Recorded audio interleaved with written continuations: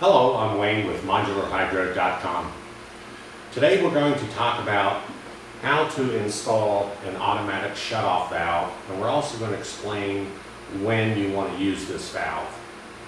Basically, if your reverse osmosis system does not come with an automatic shutoff valve, you will install an automatic shutoff valve if you're going to use, let's say, an automatic float in your reservoir and you want that to shut off, then you want to shut the water off going into your RO system. The other case that you would use it may be because you're hooking it up under your sink and you're going to use a reverse osmosis faucet. So let's go ahead and dive right into this and show you how this is installed. Now if we take a close-up look at our automatic shutoff valve, you're going to see the valve is divided in two. One side is the high side. Now that's going to be where you see the in and the out. It's going to be printed on that side of the valve. The other side of the valve is going to be your low side. So depending on what type of valve you are connecting up, the in and the out is the high side. So what we're going to do is we're going to start by locating our outside on our carbon or sediment type filters. Now these may be 2 or 3 stages down here, so you want to make sure you get the outside, and it's usually printed out. The inside is going to be where the water comes in from your municipality, your garden hose, etc. That's going to be water coming into your carbon sediment filters, and then you want to find the outside, which is this side. So what we're going to do is we're going to show you how to install this valve so it's nice, neat, and clean. Now the first thing we want to do is we want to connect up our exhaust from the system. In other words, our wastewater with your flow restrictor.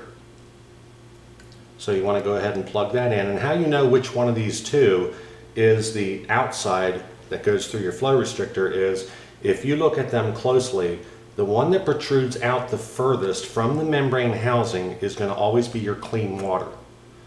The other one down below, and depending on your system, this may be flip-flopped. What I recommend doing is pulling the membrane off and have these two fittings on the same side as the outfitting on your carbon filter. This way you're not running lines all over the place. You can sneak your valve in here and it'll be a nice, neat, clean job when you're done. So we're going to go ahead and plug in our flow restrictor, and that's in. Now remember, the flow restrictor is going to go to our drain, or it's going to go to an area where the wastewater can go. So locate the in and the out. The in is going to be here, and we want to come from our outside of our canister to the in and plug that in. Now I want this on the bottom, and the reason why I want to do this is because I want my valve to sit nice and neat behind the membrane housing and in between my mounting brackets, so you don't see all these lines running all over. It just makes for a nice clean job. Then what we're going to do is we're going to take the opposite side of the valve and we're going to go from our reverse osmosis clean water out, which is here, and we're going to cut a line just long enough to connect these two up. Now we're going to plug that into the low side of the valve. So we've got these two sides, high pressure and low pressure, coming out of our membrane, which is our clean water.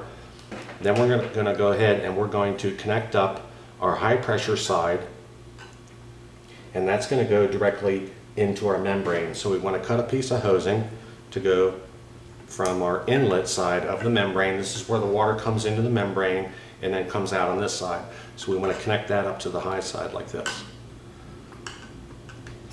Okay, so this valve is tucked in nice and neat behind the bracket. Then we can go ahead and take our clean water line coming out of the valve. Remember, this is the low side, and I've got these color coded because with our systems we use white, we use black, and we use blue. Blue is always our clean reverse osmosis water coming out of the valve. Now from this side, once you have your clean water coming out, you're going to connect this up to either your reservoir automatic float valve, or you can connect up to, let's say, your kitchen sink, wherever you want this clean water to go. Now, there's one thing I did not talk about. You may want to put what we call a backflow prevention valve or a check valve in. This one already has one on the outgoing, the clean water coming out of the membrane. If you do not have one, you want to install one. They can either be in line or they can be built into the fitting and then screwed right into here. And what that does is that prevents water from backing in to the membrane if your kitchen sink clogs up.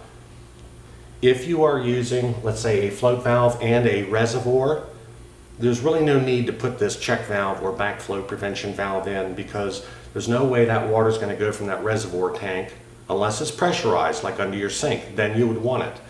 But if it's just going into a reservoir for hydroponic use, you really don't need this valve.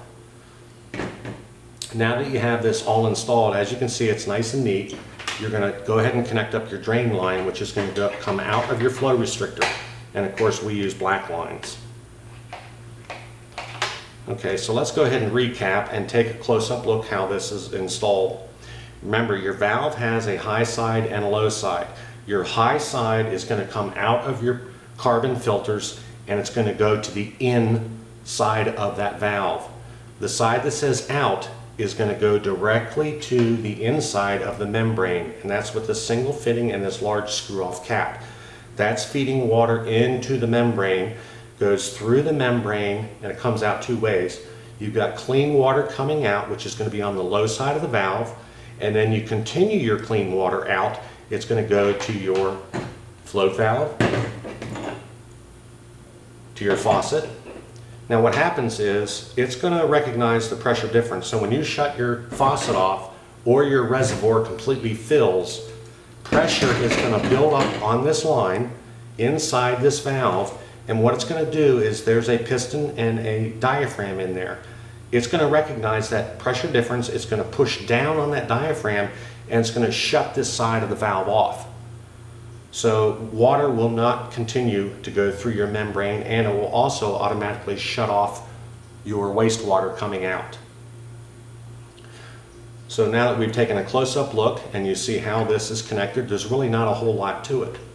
At this point, you can go ahead and install your reverse osmosis system, and you're ready to go. For more informative videos such as this, or to purchase this valve or other parts to your reverse osmosis system, go to modularhydro.com. You can also print off all kinds of different information instructional type sheets that you can have with you while you're installing your valve, your faucet, your float valve, etc. Again, I'm Wayne with modularhydro.com. Thank you.